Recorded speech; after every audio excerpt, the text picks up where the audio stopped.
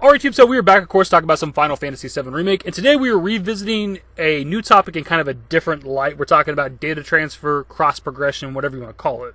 It is something we've talked about a few times on the channel, but we're, over 4 months after the release of the game so far. We know that Remake Part 2 is currently in development and has actually been for a little bit, but it's still a question we don't have an answer to. We don't even have the slightest idea of how this is going to work. And what we're here to talk about today, and we'll talk about probably some of the older shit we've talked about before in previous videos, but storage space. It's an interesting topic. I seen an article from Gamerant that said, will Remake have a Modern Warfare problem? And I was like, that's an interesting topic. What the hell is that about? And it's pretty much talking about, Modern Warfare takes up a lot of space. I believe on PC, Modern Warfare is currently like 230 gigabytes or some shit. It's a massive game. This is honestly a valid concern, man, because we don't know how they're going to handle the Remake project. We don't know if, you're going to have all the parts, required. Maybe you have to have and own Part 1 to get Part 2, because Part 2 could potentially be like an expansion type of thing or DLC. It may not even be a standalone game.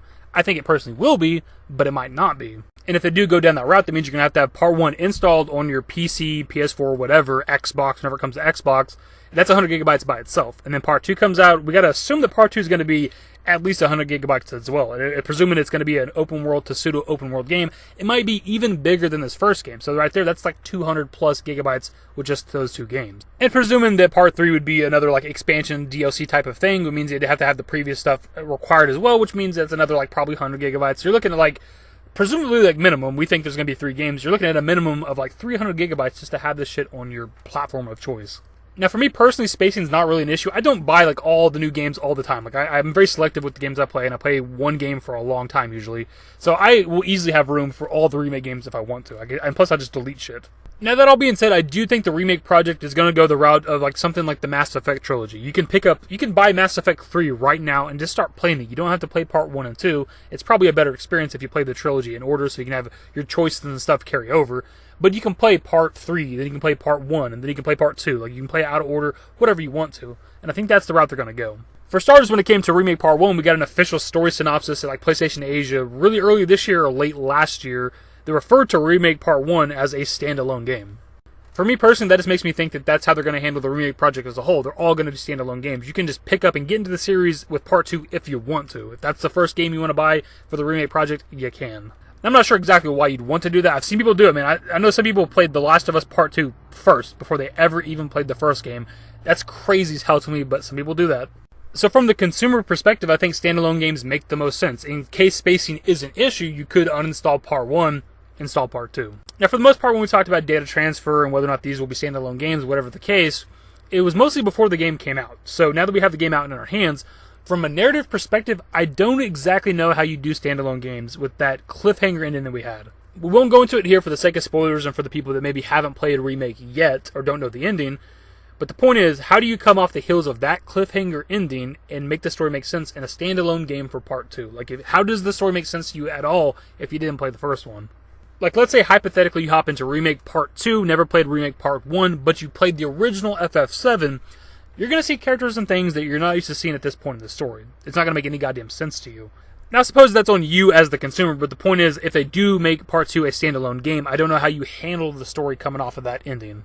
Now, on the topic of data transfer, we talked about this quite a bit, and it's always controversial, because no matter what you say, your thoughts, there's going to be people that agree with you and people that disagree with you. And ultimately, what I think it comes down to is people are latching on to the fact that the original game was 3 discs, and your data carried over technically from one disc to the next, right? You opened up the disc tray, you put in disc 2, and you continued from where you were. And I think that's really ultimately the reason why people want or think that data transfer is going to happen. Take away the fact that this is the remake and the first game in the Remake project. If this was a brand new IP and we knew that a sequel was coming out, people wouldn't be clamoring and asking for data transfer, right? They're not going to be like, oh my god, it better transfer data or I'm going to be super upset.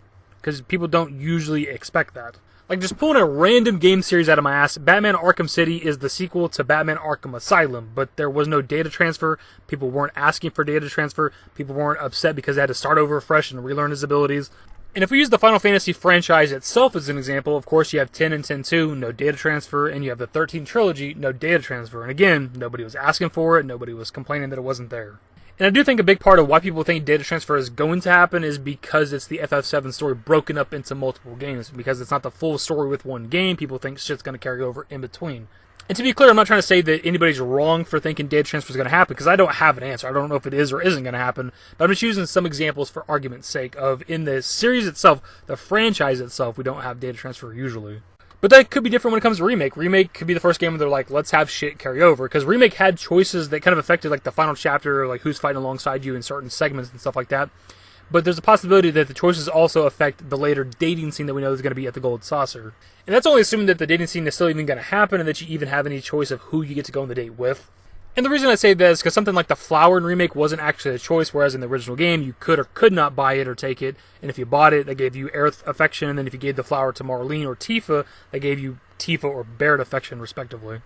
So we don't even know if there are choices that matter that will carry over between games. And also the level cap in Remake, for a lot of people, is a hint that there is going to be data transfer. But really the level cap is more so for statistical reasons. Because at level 50, once you max weapons and shit, you're able to take on like hard mode and take on like some of the post-game content. But if you could go to like level 99, your characters would be significantly stronger than the post-game content. And it'd be like super easy.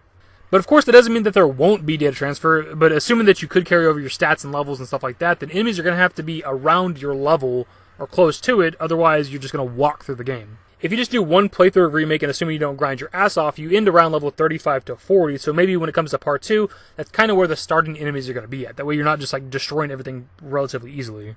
Because if your characters are level 50 and the starting enemies are level 1, you're literally going to walk through the game. It's going to be a very boring experience. But those are just my thoughts, man. We could talk in circles about this shit all day long, and we're kind of retreading old territory with stuff we talked about in previous videos before, but the point is, we don't know exactly, and it's something they need to answer. They need to let us know. Like, how has that not been asked in an interview yet? Have they not sat down with like some magazine or some website, and the interviewer's like, hey, is shit going to carry over between games? Like, how's that question not been asked? That is like near the top of the list of things we need answered. How many parts, and will shit carry over? But of course, I want to pass it off to you guys. Like, what are your thoughts on everything we talked about in this video? In terms of storage, how do you think they're going to handle it? Is it going to be like you own part 1 and then the sequels are technically kind of expansions or DLC? Or are they going to be standalone games? Do you need to own all of them? Do you got to have a lot of hard drive space? And of course, since we talked about it extensively, data transfer. Just your thoughts on data transfer as a whole. Damn, my voice is kind of going out again. We need to wrap it up. Hopefully you guys enjoyed the video. If you did, give it a thumbs up. Subscribe to the channel if you guys aren't new. What's up, David? More Final Fantasy VII Remake content. Turn on my notifications. Follow me on Twitter at @dashingdavid. I'm a Discord. Links to my social networks are in the description and in the outro. Later, guys. Used to care what people thought, but now I care more, and nobody out here's got it figured out. So therefore, I've lost all hope of a happy ending, depending on whether or not it's worth it. So insecure, no one's perfect. We spend it with no shame. We blow that like Coltrane. We